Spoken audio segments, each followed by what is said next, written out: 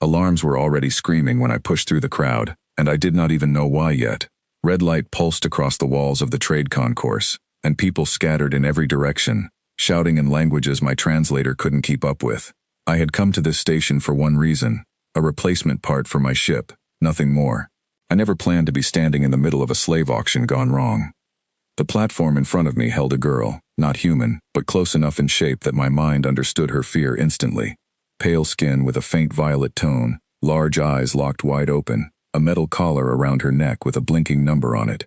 She was Fereni, a species I had only read about in cargo manifests, never met in person. She stood so still that for a moment I thought she had frozen completely, but her eyes moved, tracking every guard, every exit, every possible escape that did not exist.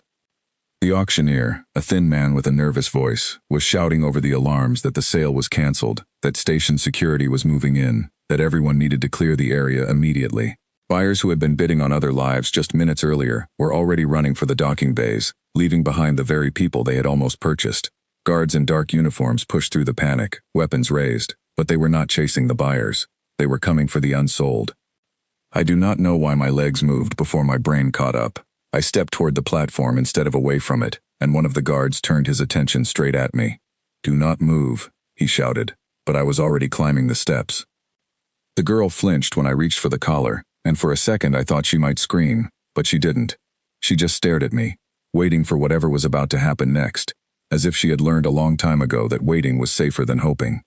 "I am trying to help you," I said quickly, keeping my voice low. "My name is Ethan. We need to move right now." She said nothing, but her eyes shifted from my face to the guards closing in from both sides. That was answer enough. I grabbed her hand, and she did not pull away. We ran. The concourse was chaos, crates overturned, stalls collapsing under the weight of fleeing crowds, sparks falling from a damaged light fixture above us. I had no plan, only instinct, and instinct told me to head for the maintenance corridors instead of the main dock, because the main dock would already be flooded with security.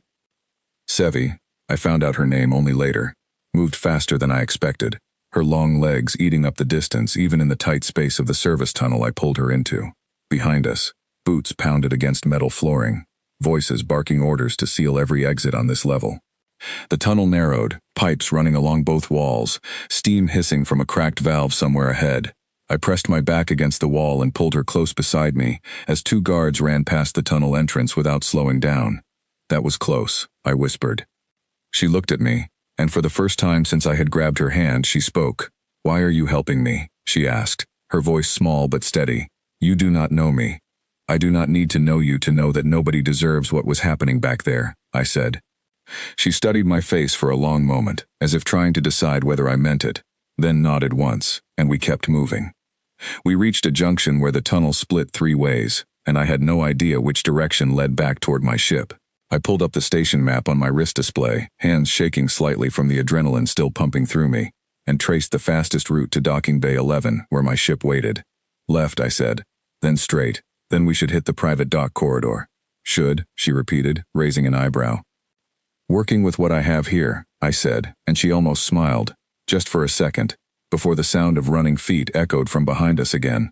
We sprinted left, boots slipping slightly on the metal grating, and I could hear the guards shouting that they had spotted movement in the tunnels. My heart hammered against my ribs, not just from the running but from the fear that we would round a corner and find security already waiting. We didn't. Luck, or maybe just the chaos of the situation, kept the path ahead clear. A door at the end of the corridor led into a maintenance bay filled with old cargo containers stacked three high, and I pulled Sevi behind one just as two more guards jogged past the entrance we had just come through, weapons scanning the shadows but somehow missing us completely. Once they were gone, she let out a breath she must have been holding the entire time. "You are shaking," I said, noticing her hands. "I have never run from anyone before," she said quietly. "I have only ever stood still and waited to be chosen or ignored." "Not today," I said. "Today you run." We moved again, cutting through the maintenance bay and out a side hatch that opened into a quieter section of the station, one used mostly by cargo crews rather than passengers. Fewer guards patrolled here, but that did not mean we were safe, only that we were less likely to be seen for the next few minutes.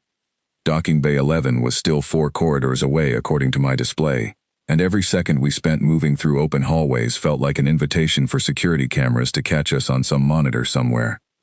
A voice crackled over the station intercom, calm and mechanical, announcing a security lockdown across all non-essential docks, ordering all personnel to remain in place until further notice.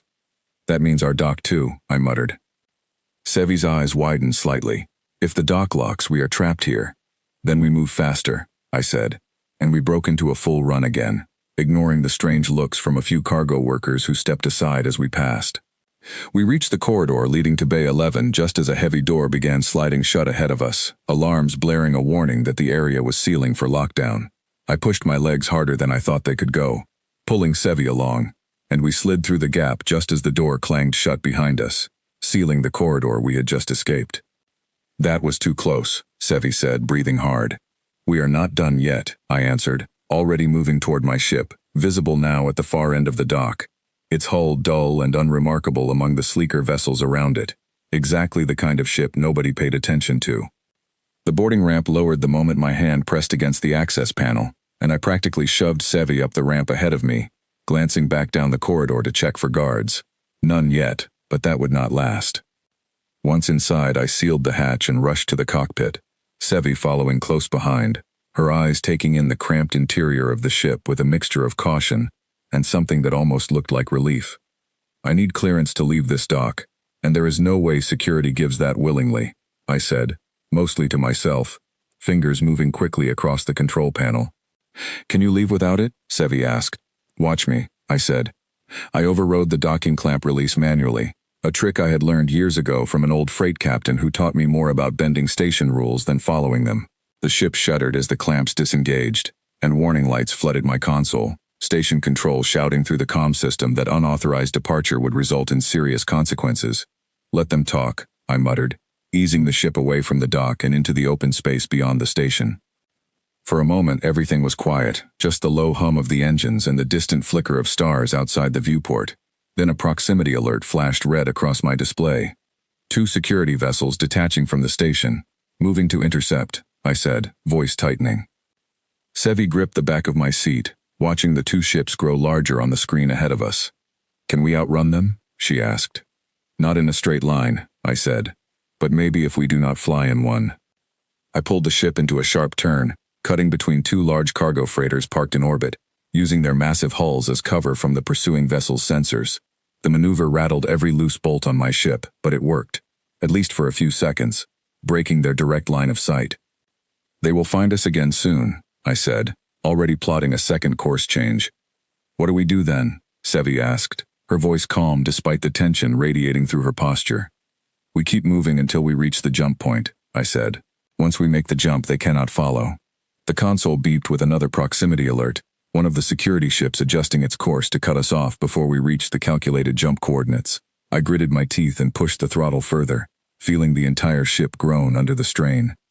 Come on, I whispered, watching the distance numbers shrink on the display, both to the pursuing ship and to the jump point ahead.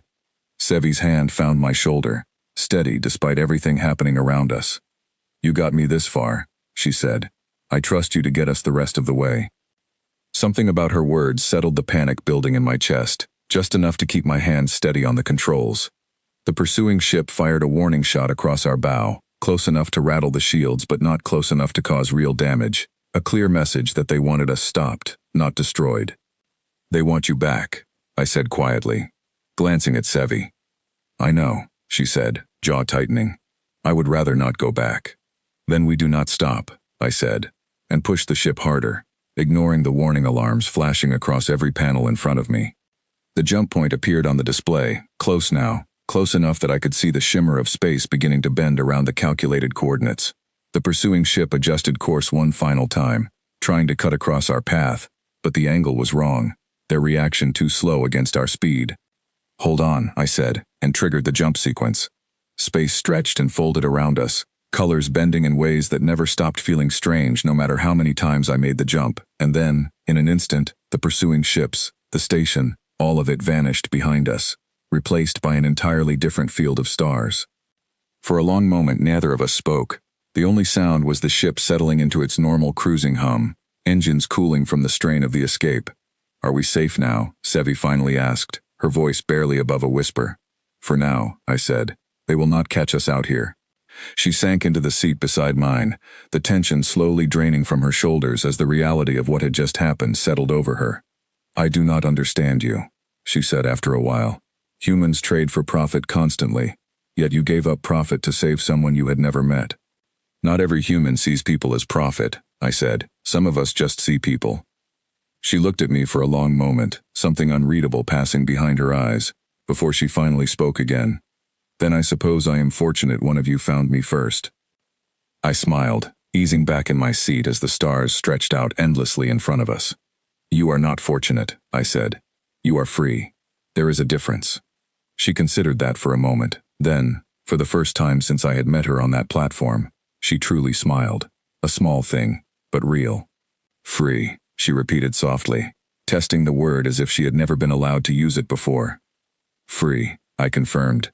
Outside the viewport, the stars kept moving, endless and quiet, and for the first time since the alarms had started screaming back on that station, neither of us felt like running anymore.